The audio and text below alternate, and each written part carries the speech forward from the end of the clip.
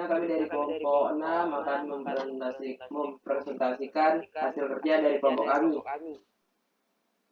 yang beranggotakan. Yang pertama ada Abdul Hakim Fawas, kemudian ada Ahmad Renjaini, ada Farhan Maulana, ada Nurpolis, ada Megita, dan yang terakhir ada Rarianda. Selanjutnya akan dibawakan oleh saudara Ahmad Ranjani. Untuk waktu dan tempatnya saya persilakan. Oke, baik, terima kasih atas waktunya moderator. Selanjutnya next. Oke, baik, di sini ada mengatur dan memulai grup diskusi yang dimana prinsip utama filosofi pendidikan konstruktif adalah pentingnya belajar yang aktif. Ini dibagi menjadi dua. Yang pertama itu ada metode diskusi didefinisikan.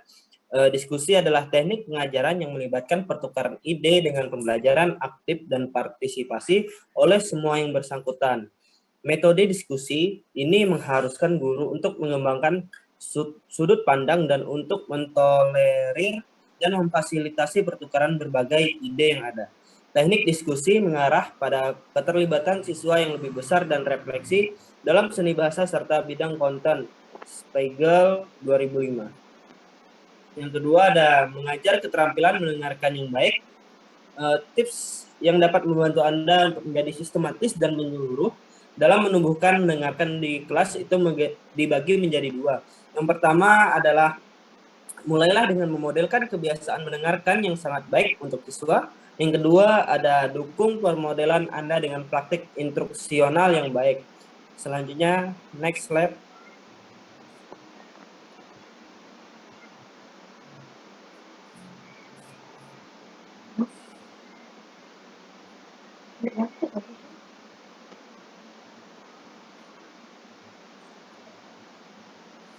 Selanjutnya itu strategi pengajaran.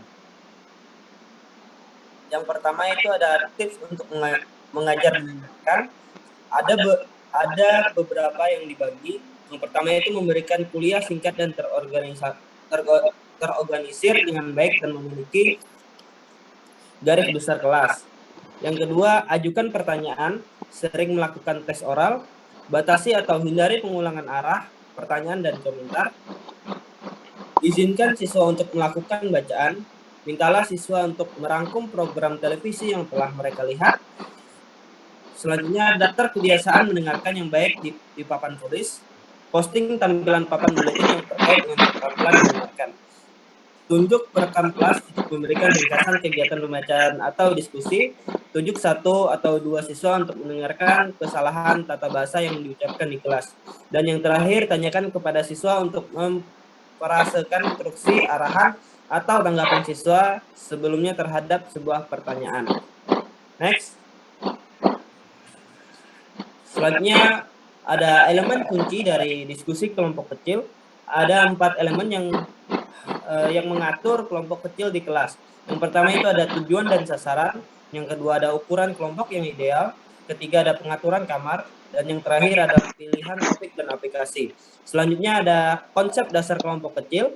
4 konsep dasar terkait metode kelompok kecil, proses, interaksi yang terjadi di dalam kelompok, peran, tanggung jawab khusus setiap anggota kelompok dalam kelompok, kepemimpinan, kapasitas untuk membimbing dan mengarahkan orang lain dalam pengaturan kelompok, dan yang terakhir kohesi dukungan anggota kelompok satu sama lain.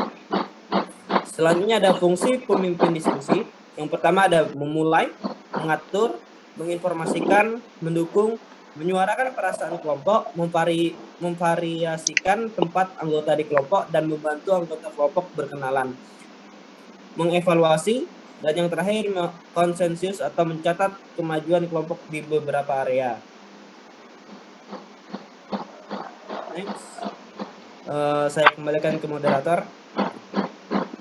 Oke, baik. Terima kasih atas penyampaiannya. Selanjutnya akan disampaikan oleh saudara Abdul Hakim Fawas. Waktu dan tempatnya saya persilahkan. Baik, terima kasih kepada moderator. Di sini saya akan menyampaikan kelanjutan dari yang sebelumnya, yaitu evaluasi dalam pengaturan grup kecil, memberikan umpan balik positif. Umpan balik positif meningkatkan tanggapan, dan siswa perlu belajar bekerja sama dan mendukung orang lain. Lalu yang F, manfaat diskusi kelompok kecil. Diskusi kelompok kecil telah terbukti bermanfaat bagi siswa, terutama jika kelompok terlibat dalam tugas-tugas yang membutuhkan pemikiran tingkat tinggi, pengambilan keputusan, pemecahan masalah, atau perilaku dan sikap sosial yang positif. Diskusi kelompok kecil dapat menjadi cara untuk menghidupkan kembali antusiasme siswa yang tidak aktif. Lalu selanjutnya G, manfaat pembelajaran dari diskusi. Yang pertama, peningkatan kedalaman pemahaman dan pemahaman konten kursus. Yang kedua, peningkatan motivasi dan keterlibatan yang lebih besar dengan kursus. Yang ketiga, sikap positif terhadap penggunaan materi yang disajikan dalam kursus nanti. Yang keempat, keterampilan pemecahan masalah khusus untuk isi kursus. Yang kelima, praktek dalam penerapan konsep dan informasi untuk masalah praktis. Next, moderator. Baik, selanjutnya H, atribut format diskusi. Yaitu yang pertama, pembelajaran aktif dapat dilaksanakan dalam kelompok kecil siswa. Yang kedua, mencapai tujuan proses membutuhkan keterlibatan siswa aktif dan interaksi. Yang ketiga, diskusi sangat interaktif, bukan pembacaan yang dipimpin oleh guru. Diskusi tidak dapat digunakan untuk topik apapun, mereka digabungkan secara selektif menjadi unit-unit pengajaran. Selanjutnya, lingkungan kelas yang positif sangat penting untuk kerja kolaboratif dan setiap orang dalam kelompok diskusi diberi tanggung jawab. Lalu selanjutnya adalah I, mencerminkan, yaitu bagaimana peran Anda sebagai fasilitator kelompok kecil berbeda dari peran tradisional Anda sebagai guru. Selanjutnya, orang tua sering khawatir bahwa pembelajaran kelompok kecil harus menghancurkan individu prakarsa. Bagaimana Anda mengatasi masalah ini? Yang ketiga, rencanakan unit yang dapat diajarkan dengan menggunakan diskusi. Bagaimana perbedaan rencananya dari satu Anda mungkin menulis jika Anda menggunakan teknik lain. Yang keempat, atau yang terakhir, bagaimana Anda merencanakan untuk melibatkan semua siswa dalam diskusi. Selanjutnya saya kembalikan kepada moderator. Oke, baik. Terima kasih atas penyampaiannya. Selanjutnya akan disampaikan oleh saudara Farhan Maulana. Waktu dan tempatnya saya persilakan. Selanjutnya ada 6 tipe dasar diskusi kelompok kecil, yaitu curhat pendapat, tutorial, pengarahan tugas, permainan peran, simulasi, dan berpusat pada pertanyaan. Jenis berdiskusi yaitu ada yang pertama brainstorming. Aturan brainstorming adalah semua ide kecuali lelucon yang jelas harus diakui dan dicatat. Yang selanjutnya tidak ada kritik untuk saran apapun. Lalu anggota harus membangun ide satu sama lain dalam analisis akhir. Tidak tahu milik individu manapun, jadilah dorongan untuk membonceng. Lalu pemimpin harus meminta ide atau pendapat dari anggota yang diam dan kemudian memberikan mereka penguatan positif. Lalu kuantitas, tetapi ini tidak meringankan anggota kelompok kebutuhan untuk berpikir keras, kreatif, dan cerdas. Lalu ada tutorialnya. Tutorial diskusi tutorial paling sering digunakan untuk membantu siswa yang memiliki kesulitan belajar atau memproses informasi pada tingkat yang memuaskan. Yang B ada diskusi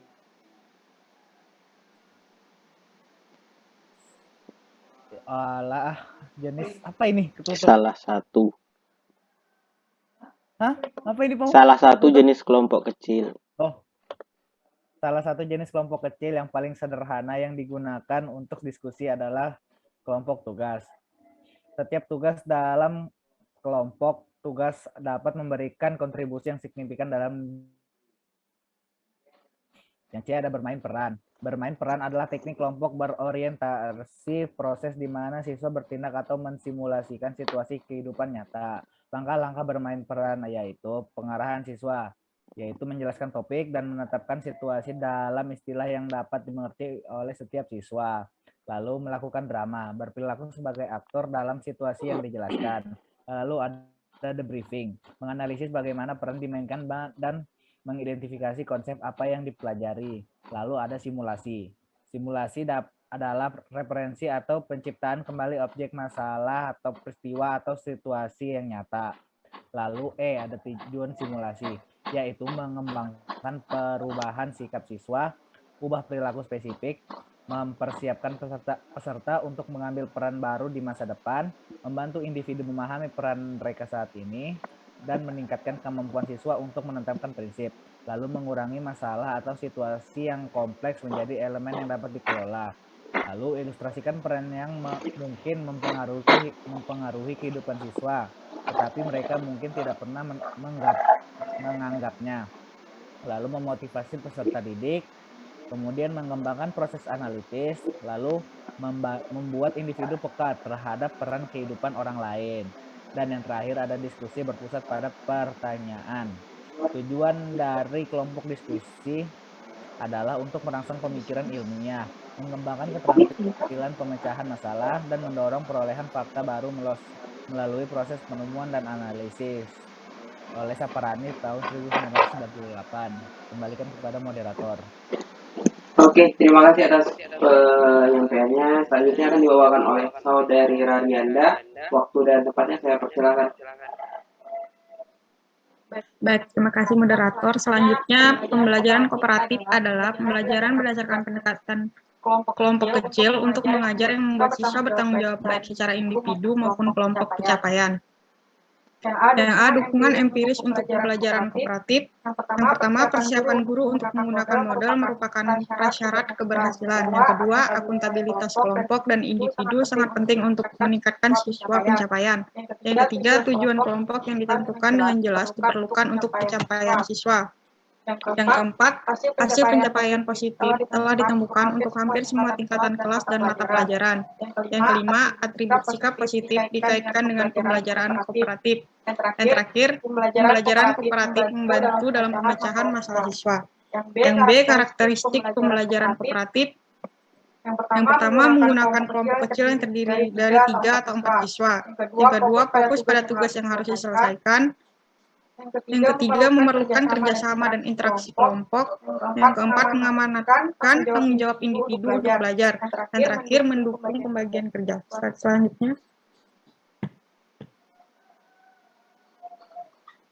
Yang C, dasar pemikiran pembelajaran kooperatif. Karakteristik esensialnya adalah bahwa hal itu mendorong saling ketergantungan positif dengan mengajar siswa untuk bekerja dan belajar bersama dalam pengaturan kelompok kecil. Yang D, manfaat pembelajaran kooperatif. Yang pertama, meningkatkan pemahaman konten akademik dasar. Yang kedua, memperkuat keterampilan sosial. Yang ketiga, memungkinkan pengambilan keputusan siswa. Yang keempat, menciptakan lingkungan belajar yang aktif. Yang kelima, meningkatkan harga diri siswa. Yang keenam, merayakan gaya belajar yang beragam. Yang ketujuh, mempromosikan tanggung jawab siswa. Yang terakhir, berfokus pada kesuksesan untuk semua orang.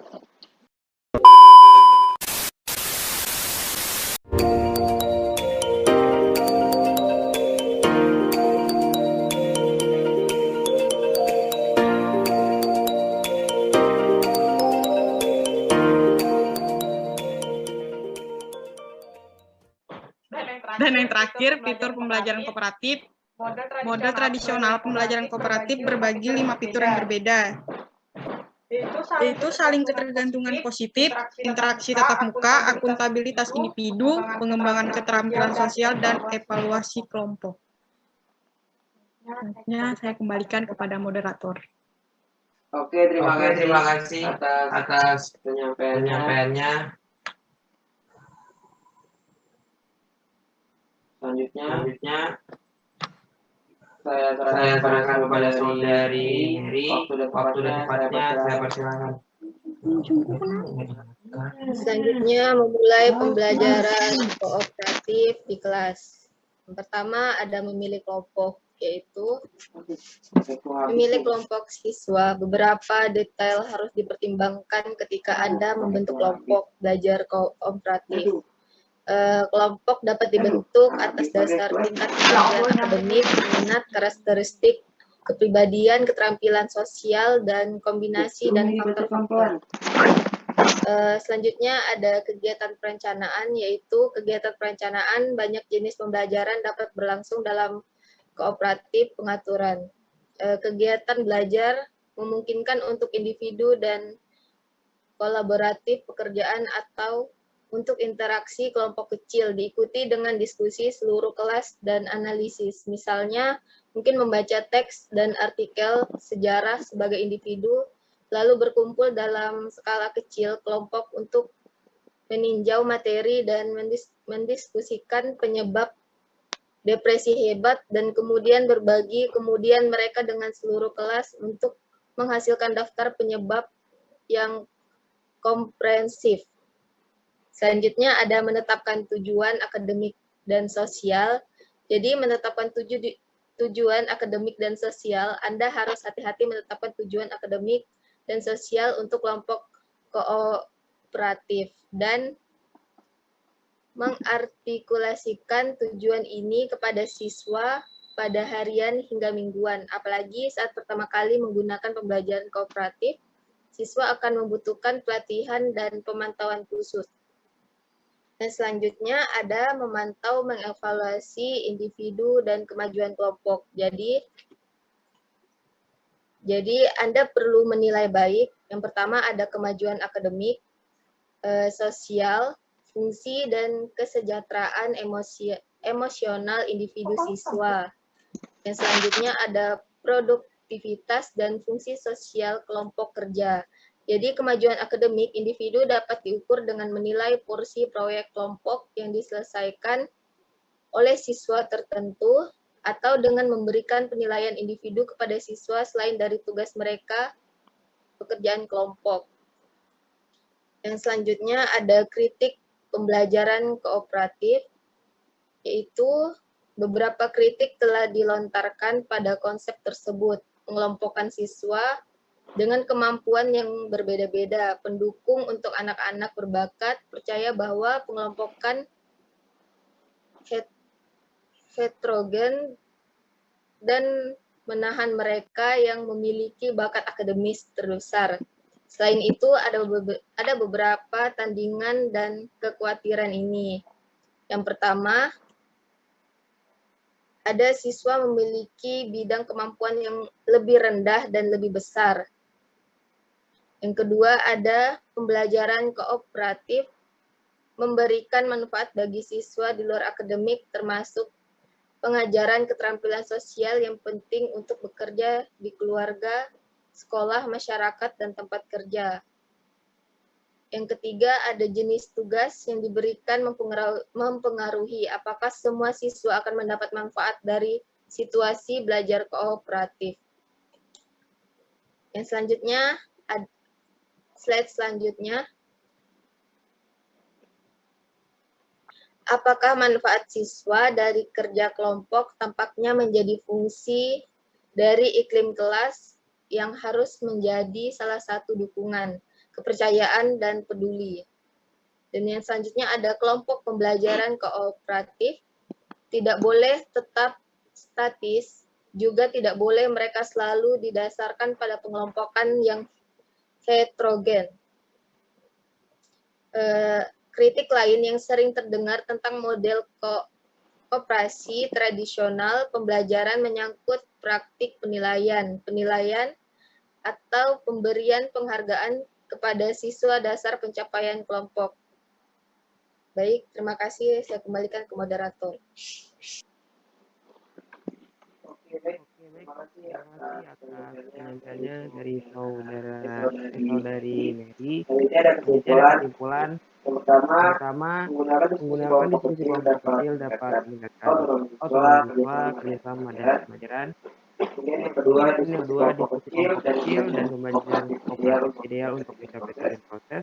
Yang ketiga, siswa belajar dan memperoleh pengalaman dengan berfungsi dalam berbagai peran dalam grup. Dan yang keempat, ada 6 teknik dasar diskusi kelompok kecil adalah pertama brainstorming, tutorial, bicarakan, bermain peran, simulasi, dan berpusat pada pendidikan. Kemudian yang kelima ada pembelajaran kooperatif membutuhkan banyak waktu, organisasi, dan struktur. Tapi ini adalah cara yang ideal untuk memfokuskan kerja kelompok pada tugas tertentu dan untuk mengamankan tanggung jawab individu. Dan yang terakhir ada pembelajaran kooperatif membutuhkan saling ketergantungan positif, tatap muka interaksi, interaksi, akuntabilitas individu, keterlibatan siswa keterlibatan siswa, dan keterampilan keterampilan mendengarkan yang baik. mendengarkan yang baik. Mungkin itu Mungkin itu saja saja penyampaian dari penyampaian kelompok dari 6, kelompok 6, kurang dan lebihnya saya mohon maaf. Saya Saya akhiri, Guru Guru Enggang Enggang cukup Cendrawasih, sekian dan terima kasih. Terima kasih. Assalamualaikum Assalamualaikum warahmatullahi warahmatullahi wabarakatuh. wabarakatuh.